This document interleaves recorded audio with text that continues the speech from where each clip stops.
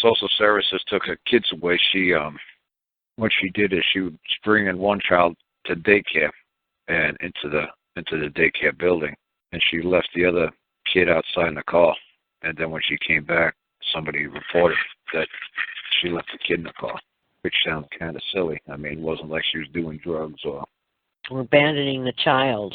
Right, or drinking, or right. She went to a bar and left the kid, or went into the grocery store. No, she dropped one kid off at the front of the school and, left a brand new baby in the car. Somebody, I guess, figured she has to take both kids out of the car to walk one kid to day school. I don't know, but whatever. It got snowballed, and most people don't appreciate when, I guess, somebody comes around and says to them, we have a report of neglect, or she probably just got a little full of people to probably go F off. And they probably didn't appreciate that, so they took the kids, and she went and took the kid back, and she told the lawyer, don't bother looking for him, it's not kidnapped, I got the kid. So then obviously the lawyer called up the police, and the police came and took the kid back from her. So things just got out of hand, I guess. So she gave me a call, I guess, now that the child was being put up for adoption. And kind of late in the game to give me a call, but I guess it took for a while to find me. Because she's got money. They're not poor. She drives a brand new, like a SUV, minivan kind of thing. And the family lives in the Beltway, inside the D.C. Beltway. So anybody knows that any house in that D.C. Beltway goes for at least, $500,000-$600,000. They're not poor people. She's got a job, and so that's kind of interesting that she's a black lady, and she's got a job and got money, and they're still doing this to her. So. I don't think they care what color you are or whether you've got money or not. If they can make a buck I off don't think if you're a rich white woman, I've never really seen a rich white woman in family court trying to get her child back. I've never seen that. 90% of the women I see are black women. So, like I said, I don't think it seems to matter then if it's how much money they have. And like I said, the social workers that are doing it to her are also black. So it didn't make any sense to me. I said to her, I said, this doesn't make any sense to you. I said, yeah, you got a good family, you got a good mom who came here, you got a sister who comes to court with you. You got a beautiful house here in D.C., and it just doesn't make any sense why they're doing what they're doing to you. It's just ridiculous. I mean, nice little lady. I mean, if you see you go to my website, I'll tell my name on my website just because people might not have it on the radio, but it's broadmind.org. And if you go to the home page, I think that's the second picture on the web page now. Oh, I see her. Yeah, so she's not like a big bruising lady. She's a little. It says here she is holding the proof in her hands, and we are going to restore her property. So what happened? Well, it was a lot of fun because she had to go up there for the family court. Obviously, put the child up for adoption, so she appealed it before she met me, which was fine. It just slows it down a little bit. But obviously, she's going to lose. She was probably frantic, afraid she was going to lose her kids. Jeez. Yeah. But like I said, the one good thing is that she filed an appeal. But obviously, like I said, she was going to. They take when you file an appeal, say from family court. Sometimes they just take it over to circuit court. They don't take it all the way to the Court of Appeals. They just take it over to circuit court, the next court up, like a real court. And the real court just takes a look at what family court did, what the family court prosecutors did, and they say, no, they followed the rules. They're in full compliance with all of the rules. So the adoption's going to proceed. So I knew that's what they were going to say. There's nothing else. Is that what they did? Well, of course, there's nothing else they can say. That's exactly what they have to say. That's what I told the lady before I even got there. I said, don't even think that family court is not abiding by the rules of how a child needs to be placed up for adoption.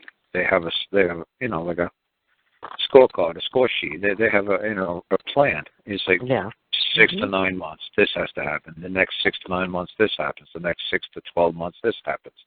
They followed exactly according to the game plan. Mm-hmm. Right. And they're in full compliance with their game plan. They haven't done anything out of step. They've done everything perfect. So, of course, when you appeal it, what are you appealing? That they're not doing it according to their plan? Of course they're doing it to their plan. They've done it exactly perfect for their plan. So what are you appealing? You're wasting your time. But that's okay because it just slows everything down. And so obviously the judge said, no, I don't see anything wrong with what they've done so far. Everything's been going according to plan. You know, your child's going to be adopted out from under you. That's their plan. It's going that way. It's going pretty good.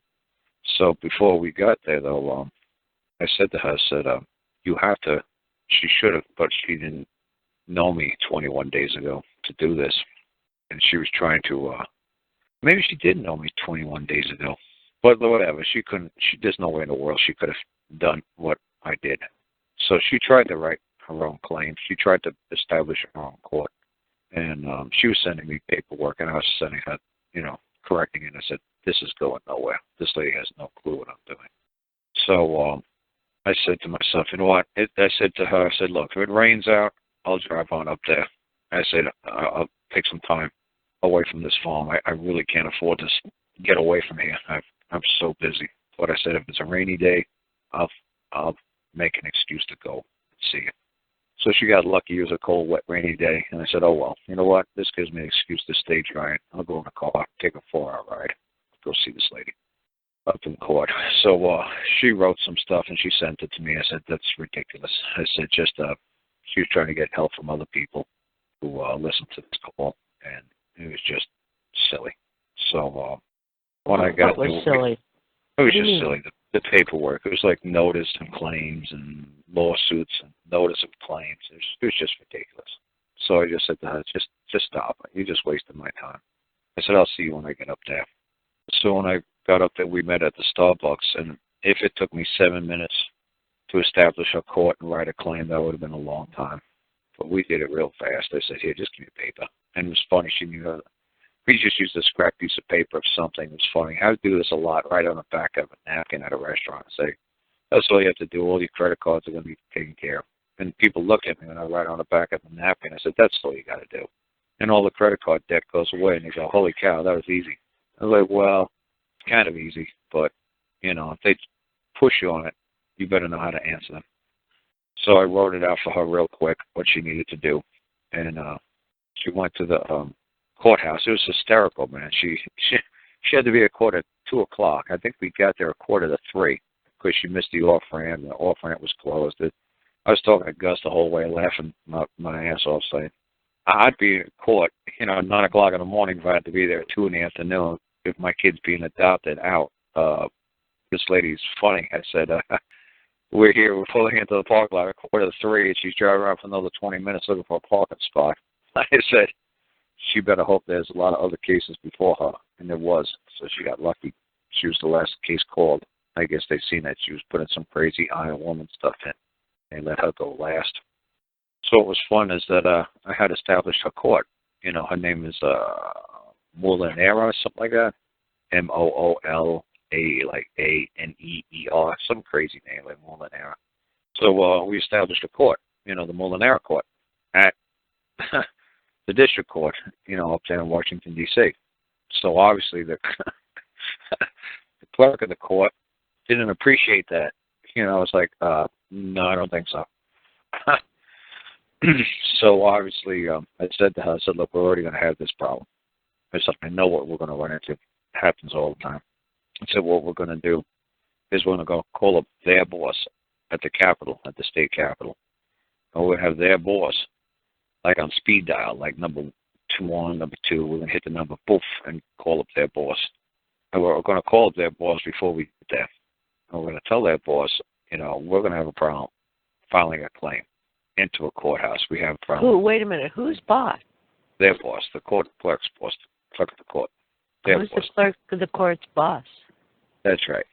So we call up the court. Who is the boss of the clerk of the court? Yeah, it depends. I ain't going to give you guys too many answers.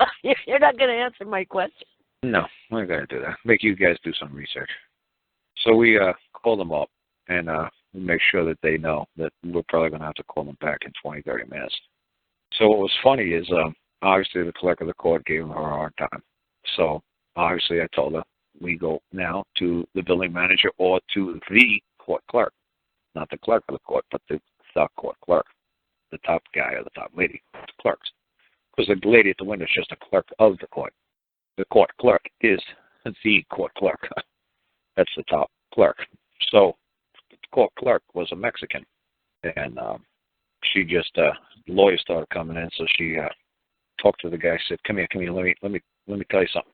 And she just whispered at him, like, "Look, don't. I'm having a problem with this court clerk over here, and I don't want too many people to hear this, but if you folks give me a hard time filing this claim into this courthouse today, I'm going to call your boss, and he's going to tell you that you've got to let me file my claim. So why don't you just let me file my claim so I don't have to call your boss and have your boss tell you to do your job?"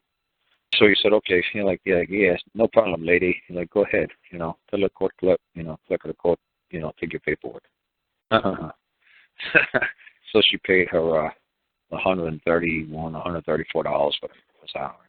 So now she's got her court inside of that courthouse. So that's pretty amazing. That it's the Molinaro court at that courthouse, not in that court, at that courthouse. So she says, "Now what can we do?" I said, "Oh, now we're going to have a lot of fun." I said, "Now we're going to go to the man who's acting as a governor." It was the day before Veterans Day, so I guess I was there Tuesday. It was a couple of days ago. I said, "Go knock on their door and just say you require him as the head chief public servant here of this Commonwealth, this state, to return your property that his subordinates have, your property in their possession, and you require him to inform his subordinates to give it back." And he's going to just smile at you and pat you on the head and say, "Yeah, you're cute, goodbye." And then you just take his name. And then you go over to the Attorney General's office and you take his name or her name. And I said, you go to the head of the social services and you knock on the door and they pat you on the head and they tell you to go play. And you take their name. Because now you've got your court. So now that you got your court, all you're doing is going around getting names of this man who acts as the social service director, this man who acts as the Attorney General, this man who acts as the governor. And you're going to have them all summoned to your court and ask your public servants who acts as all these people who are acting as public servants, why they didn't serve the public and why they didn't return the property. And why, when you call them out man to man, did they not hear the words of their fellow man? Because this is a Judeo-Christian land, and yes, you are your brother's keeper. Like if somebody pulls up in front of your house and their car's on fire, and you're watering your lawn, they say, "Can you give me the hose?" It's like, "No, I just want to take YouTube videos and watch your car burn."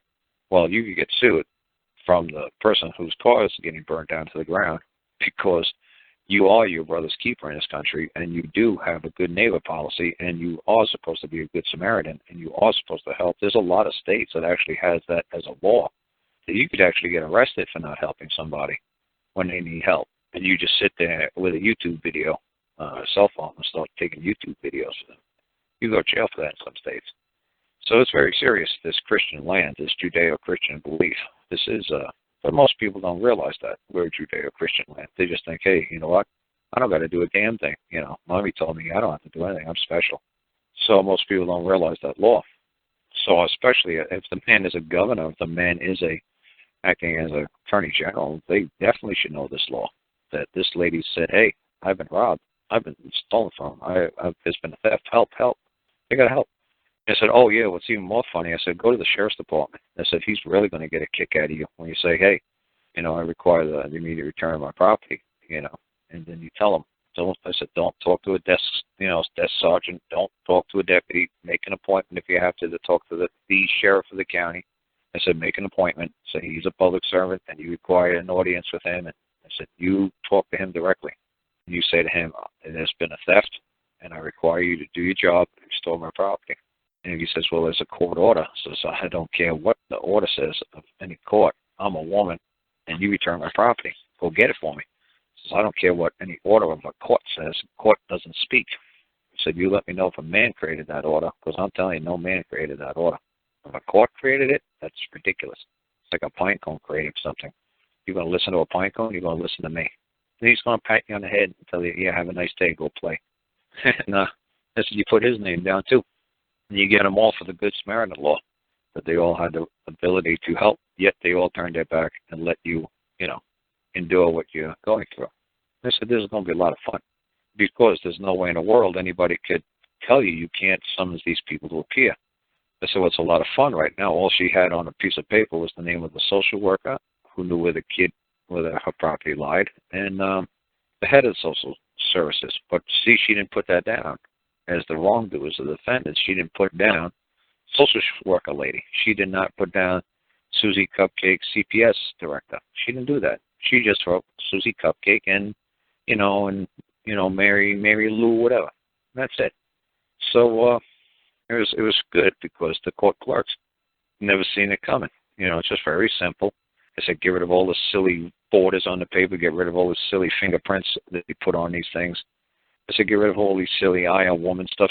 Just make it plain Jane as possible, so we could sneak it in there, and they don't even realize that the people who are summoning, that the deputies are going to go around and handing them subpoenas and summonses to appear, are going to be in the Molinero court at the district court.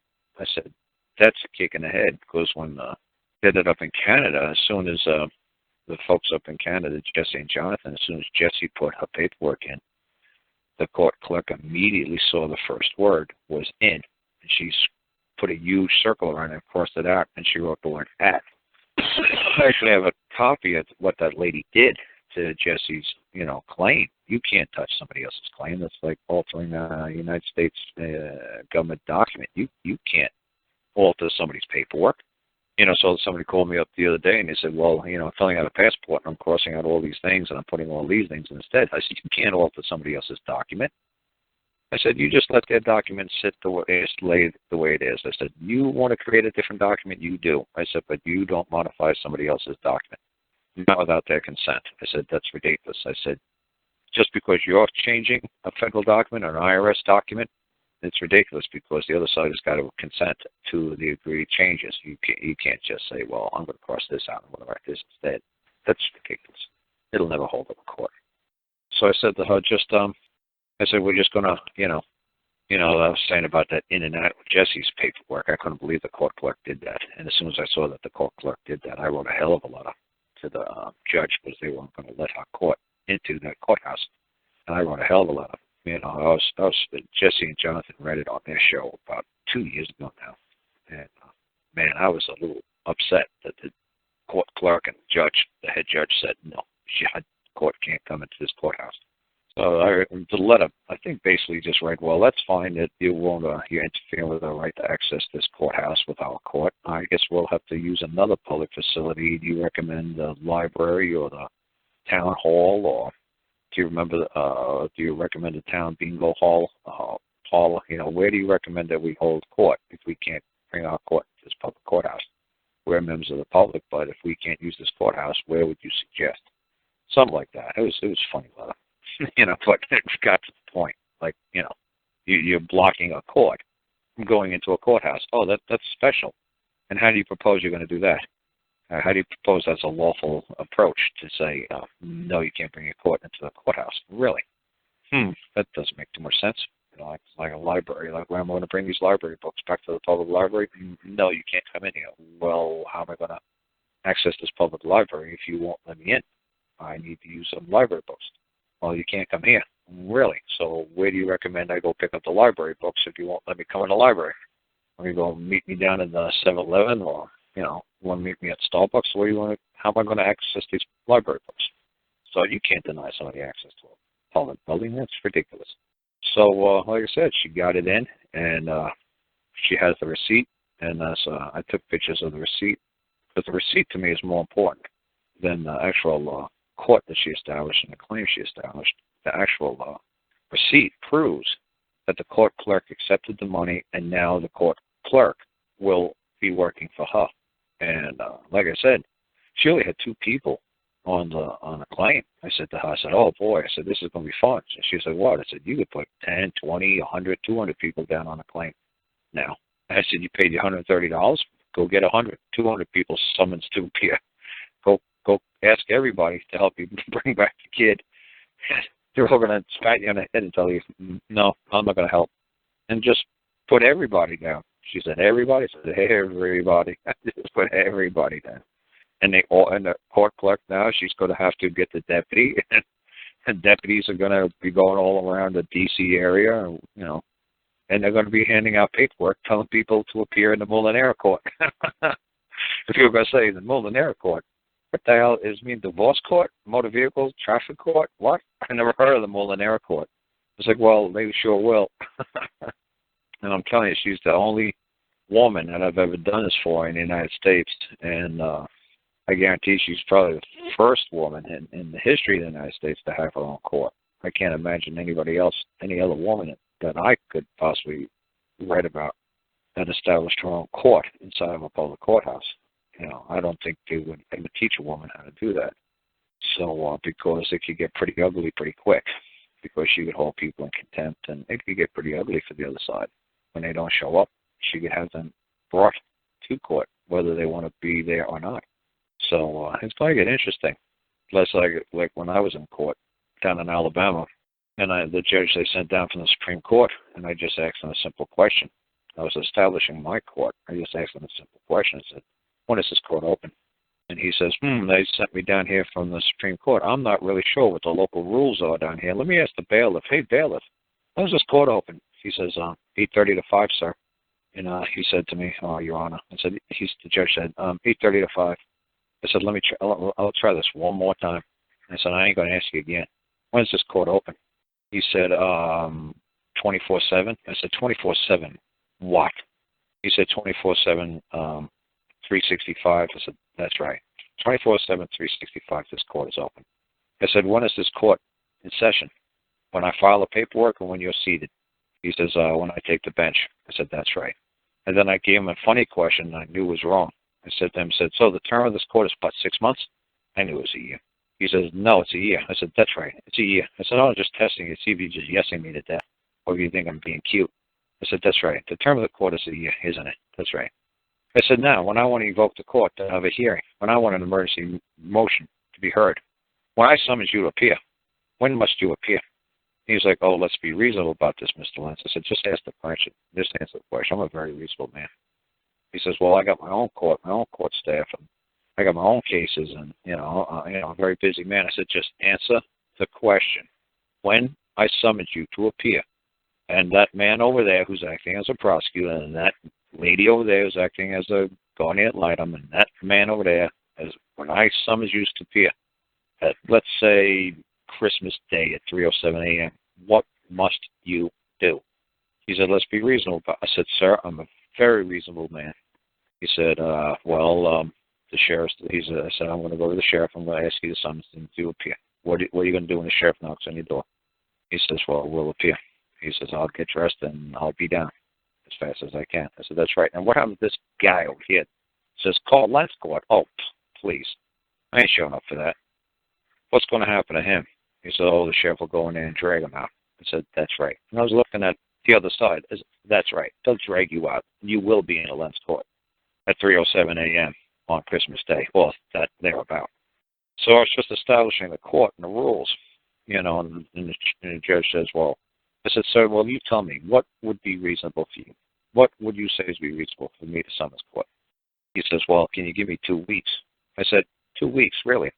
I said, sir, I was just seeing if you had any empathy towards anybody else in this court.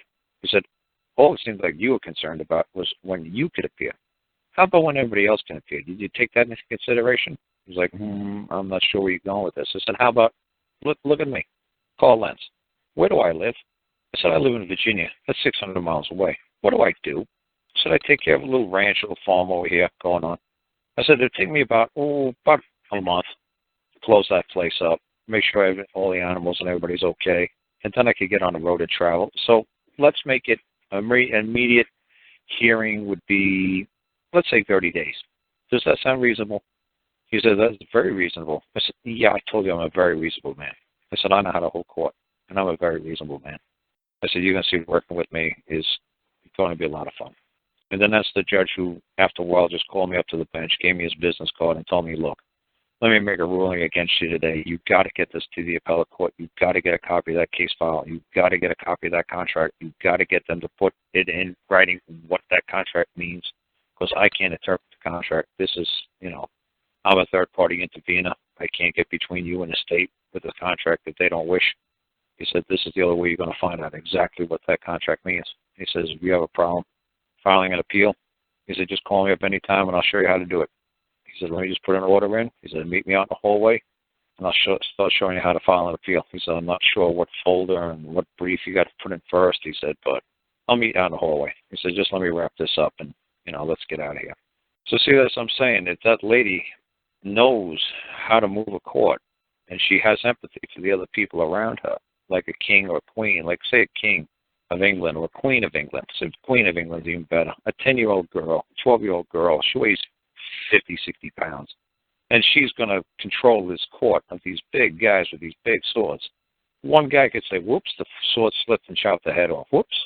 Sorry about that, queen. You were being a little bitch. Well, you better not be a little bitch. You better not be a little tyrant, because you know what? These people still have the guns.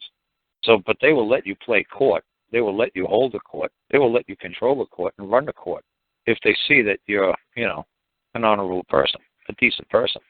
But just because you have the court or you have the power to hold the court doesn't mean you're going to keep it for very long. If they say this king or this queen is a lunatic, I'm not going to let this clown run me and run my life. We're just going to turn our back and walk out of this guy's court.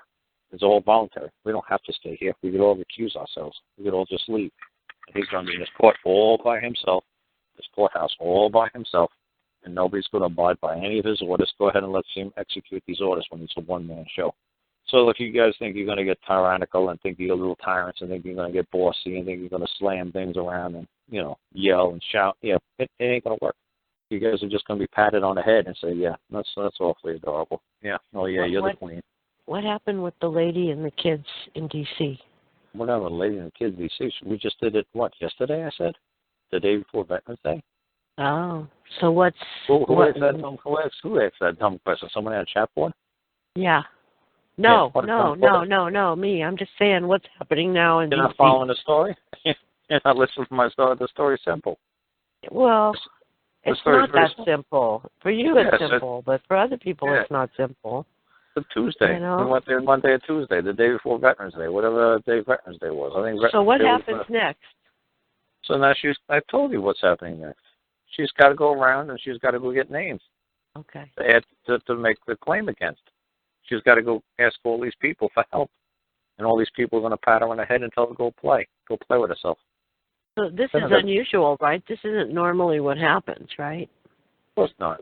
No woman has ever had a court in the United States. Well, what about the woman in New Mexico? You told her to go tell them to return her property, and they did it. That's right. Did she have to do everything that wasn't that this her court. woman? So she didn't have her own court. She didn't have her own court. That lady in New Mexico didn't have her own court. Okay, but she was able to get in there and tell them to return her property, right? That's right. That's right. And it wasn't her that said it. It was the prosecutor who did. The prosecutor was the one who said to the court, look at this notice. Look at this ridiculous notice. Here, let me read this ridiculous notice out to the court. Mm-hmm. He's the one who opened Pandora's box, not her. He's the one who uttered the magic words, not her. He's the one who said, look, she didn't do anger management. She hasn't done AA classes. She still has felony charges against her for fighting with the police, for being drunk in public. And look, this is all she's done in 4 months. And look at this. I'm Maria Sanchez, Santiago, Santiago, and the longer trespass, robbery, requiring me to return a property. I'll charge you $1 a second until the possession turns to my, the property returns to my possession. And the judge just said, you really going to charge us $1 a second? And she's like, si, senor. And then the judge said to the prosecutor, well, the law, return her property. And the prosecutor's like, what? The judge said, you know the law. You have to return a property. You just said the property was stolen. You got to give it back. And the judge said that, and the prosecutor said, that's ridiculous. And the judge said, no, you're the one who said it. Okay, so what was the difference between that court and this other court in D.C.? I mean, the court in D.C. was a family court. The family court in D.C., when she went to court and she said, you have to return my property, they just patted her on the head. And they just laughed on her. And she said, oh, yeah, your property. Yes, ma'am. Uh-huh. The only problem is we don't recognize the word property, and we don't understand the word man or woman in this court. So you're talking gibberish. We have no clue what you just said. So she didn't hold him liable as a man. She's just talking to a judge, and the judge does not hear the word man. The judge does not understand the word property. He doesn't understand it. He's like, property? I don't know what you're talking about. But they did in the other court in New Mexico. The prosecuting attorney was the one who made the notice that there was a robbery. He was the one who said the word. He said property was stolen. He said a woman. He said those words. The judge ain't going to say the word property in family court. The prosecutor's not going to use the word property. He's going to use the word child or infant or minor or whatever, but they're not going to use I was under the impression that you told her to go into that court and tell them that they were, she required them to return her property. The Mexican lady? Yeah. The Mexican lady and her husband had a public defender, and the public defender said that's ridiculous. He says, I'm not going to waste my time saying that. He said, if you're going to say something like that, you should have said it a long time ago. The time for that has long been past. So the public defender said, there's no way I'm saying that in court for you. So then the prosecutor did. The prosecutor was making fun of them. I'm confused. The prosecutor was making fun of her. The judge said, has this lady done anything to be into any compliance with what this family court ordered her to do 3 months ago? Has she done family classes? Has she done anger management? Has she done drug assessments? Has she done AA classes? Has she taken care of the criminal charges against her? And the prosecutor said no. As a matter of fact, has she not only not done anything this court has ordered her to do? This is all she's done. This is the whole entire answer, that this is the whole entire defense she has for everything. The whole thing. I'm Maria Santiago, I claim the law of trespass, exhibit A, robbery. I require immediate restoration of property. I'll charge $1 a second until the property is restored. That's a whole answer to this court. And then the judge looked at her and said, are you really going to charge us $1 a second? She said, si, senor. And then the judge said, well, then return her property. The prosecutor is the one who said the woman, it's been robbed. The prosecutor is the one who said restoration of property. The public defender, her public defender, wasn't going to do that for her. He said, hell no, I'm not saying that. So like I said, they were mocking her. The social service people were mocking her, laughing at her, saying, look what she's asking for. Look what she's saying. That she's a woman and her property's been robbed. Oh, isn't this funny? The judge said, that's not funny. You stupid clown. You're the one who just uttered those words, and gee, guess what? I got to do something about it. So gee, isn't that special?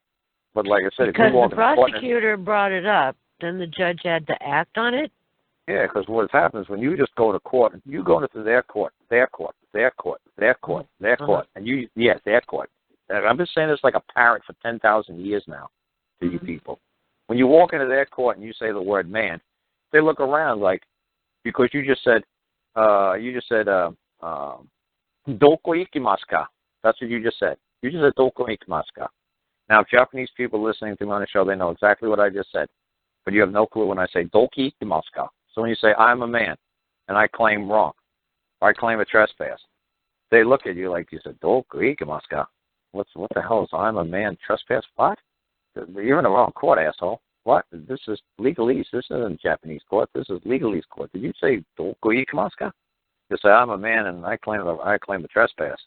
We don't know what I am man and claim a trespass. So, you want a psychological evaluation clause. What's this? I am man claim the wrong of what? What the hell is I doko ikimasu ka? Honbunwa Yankee Deska. What the hell are you going on about? Well, this is not Japanese. This is legalese. What the hell are you crazy? What's your crazy language you're saying? So when you're going into their court, into their legal land, and the legalese, and you're Chinese and you're speaking Japanese, or Japanese speaking Chinese, they're looking at you like, what? You're not. They don't have to answer you. You're not speaking legalese. You have to speak legalese in their court. But it isn't all right. It isn't all right because this is the 10,000th time I've told you. You can't speak anything than legalese in their legal proceeding. You can't talk like a man in their legal proceeding. You can't do it. They can't hear it. They can't see it. They can't understand it. Well, then why did you tell her to go into that court and ask for them to return her property? No, she established her own court. So when she went into, who said I told her to go into their court? In New Mexico. No, the lady in New Mexico, she put a notice into the court. Okay, she didn't state anything in court. She put a notice in. She was writing it directly to the man or any woman on planet Earth. That's what the notice is. Any man, hear ye, hear ye. Any man or woman on planet Earth knows where my property is. I've been robbed, and I require my fellow man to return my property. If you know where my property is, give it back. Okay, that's a notice. All right. Okay? Not a judicial notice. Not a notice to that court. It's a notice. See, that's what's funny. I got this great big huge notice board that I picked up at an auction for like $15. A big bulletin board. An old-fashioned antique notice board. And that's what notice boards used to be. You used to go down to town hall and you would take somebody would write you out, like say you owed me $20 and I couldn't find you. And I'd say, okay, Angela owes me $20. This is a bill, a $20 bill. And that's exactly what it is. It's a $20 bill. It's a debt note. Okay? A $20 bill is a debt note. Everybody knows a $20 bill is a debt note.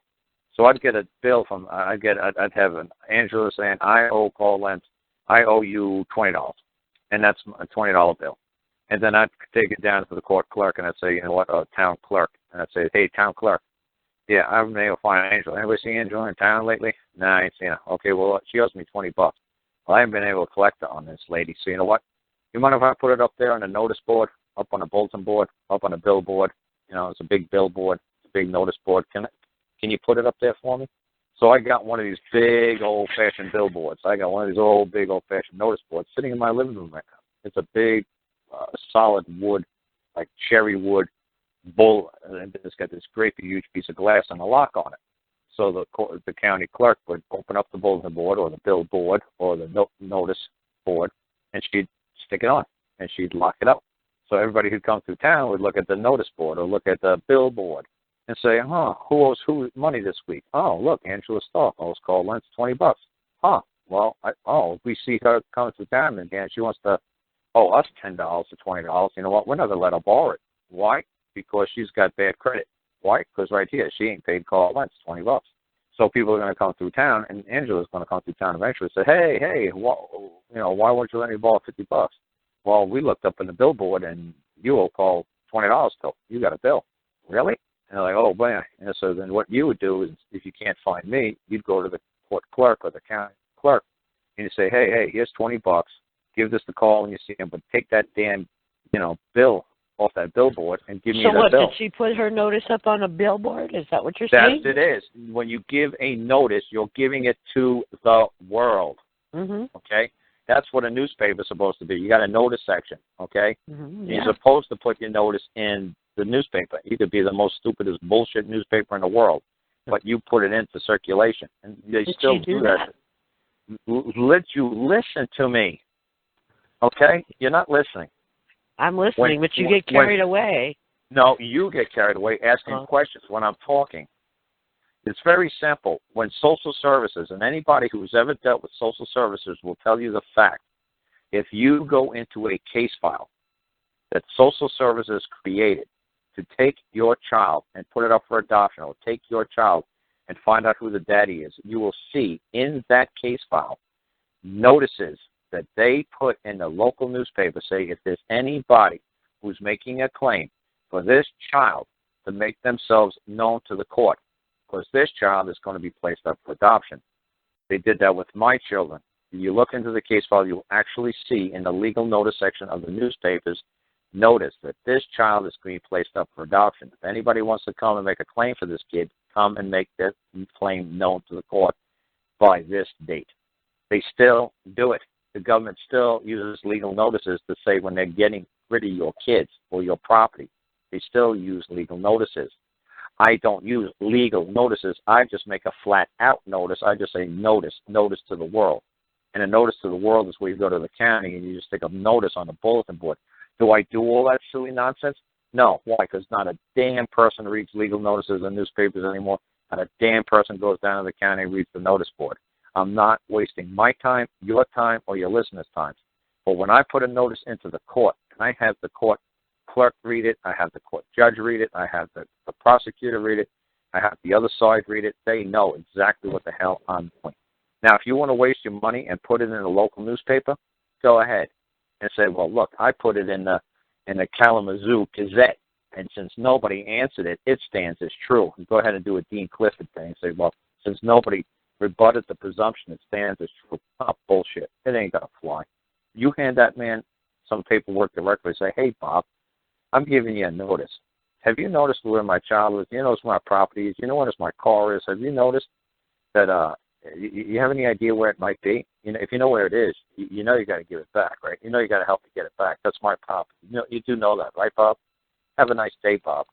So when I write letters and I put notices in, I'm making it to that man and that woman directly. I'm just not ringing a bell, walking down the street, saying, hear ye, all, to take notice that my child has been taken. If anybody, I'm not going to do that. That's ridiculous. Nobody gives a shit about that. And you got a freak and you're a clown and you're sideshow. That's like a California thing. It's ridiculous. It ain't going to work. So I just do things that I know works. I'm going to talk to that man directly who knows exactly where my car is. I'm not going to put a notice up on a billboard in the middle of the county square, 300 miles from this guy, when I know he knows exactly what the hell I'm talking about. I said, look, I'm going to give you a notice. I'm telling you right now, I better get that property back. Back in 15 minutes. So I don't get it back in 15 minutes, the clock's going to start ticking. You could use and enjoy that property, but it's going to cost you. And that's the way I do it.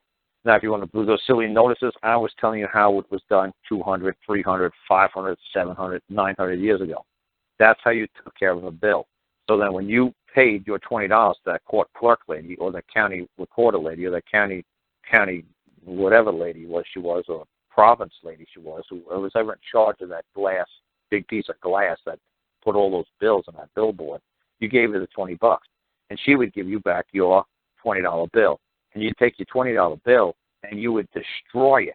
You wouldn't take your $20 bill and put it in your pocket, because if you were walking home and it fell out of your pocket and Susie Cupcake found your $20 bill and says, I, Angela Stark, owe you $20, she'd take it to the court clerk and she'd say, hey, put this on the billboard.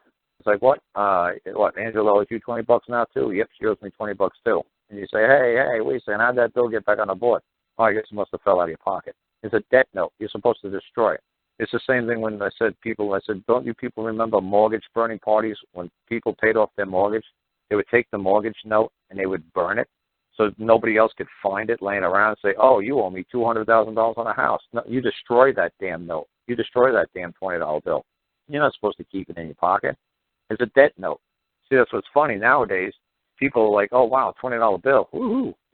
I found a $100 bill. Yeah, that's right. Like now the U.S. government is supposed to owe you, the bearer of that note, $100, and it used to be $100 in silver, $100 in gold. Just come up to the United States government, financial institution in your local whatever community, and we'll pay you in silver or gold for that note. We'll take that note back, thank you. Then they'll put it back in circulation if they feel like it, or destroy it.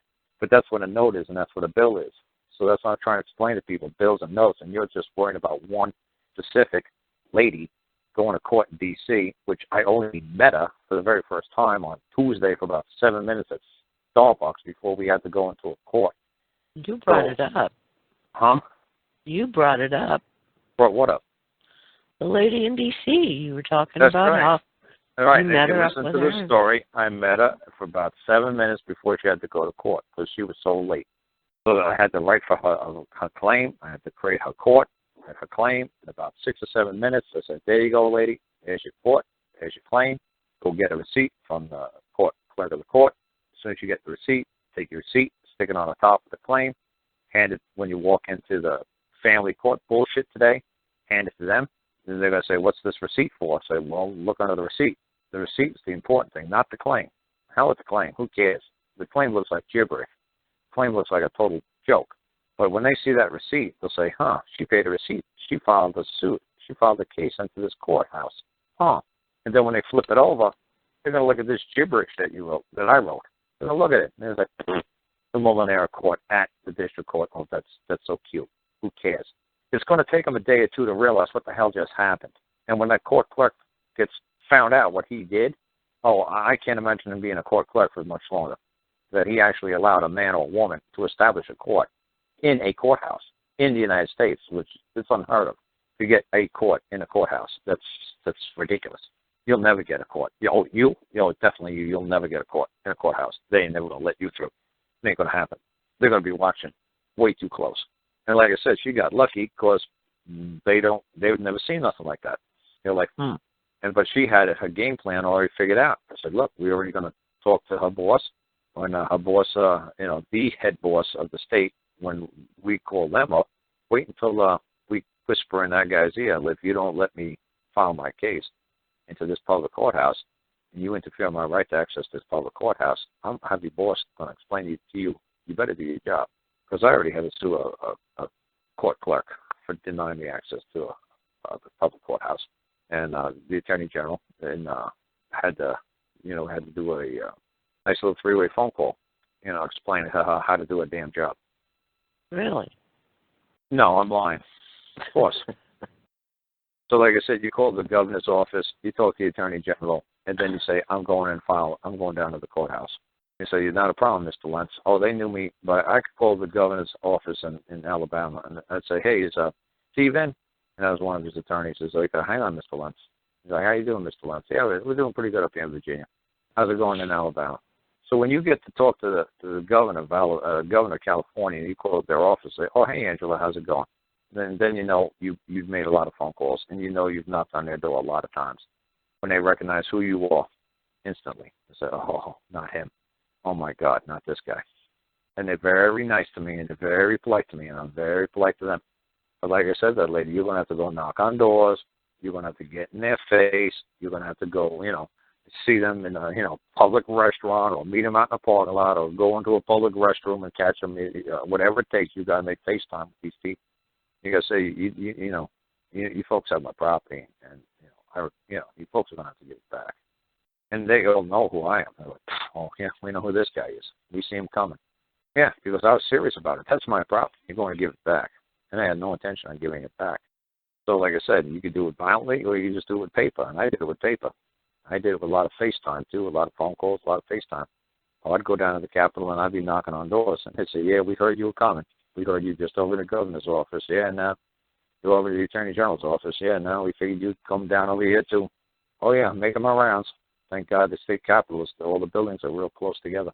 Thank God I don't really have to, park at one spot, hit all these buildings at the same time. Oh, yeah, I made my rounds. People are like, oh, here he comes. Yep, we were warned. Here he comes. We figured you were going to come down here next. Come down to the finance department. Yeah, that's right. How can I file a claim down here? Yeah, you took my property. Yeah, one of your agents down to my property. Yeah. Like I said, it's a lot of fun. Once you start realizing, how the game is played, you just go around from, one agency to another agency to another agent, and you say, hey, I heard you're the man who's acting as the risk manager. Yeah, how you doing? Yeah, I heard you're the man who's running the court down here. Yeah, I heard you're the buildings manager. Yeah, I'm interfering. Somebody's interfering with your right to access this court. Yeah, absolutely. How are we gonna work this? How are we gonna get me into that public building? So it's a lot of fun. But you can't do it with an attitude. You got to do it with, like, smiling and laughing. It's like, they say, yep, here he comes. Yeah, we heard you in town.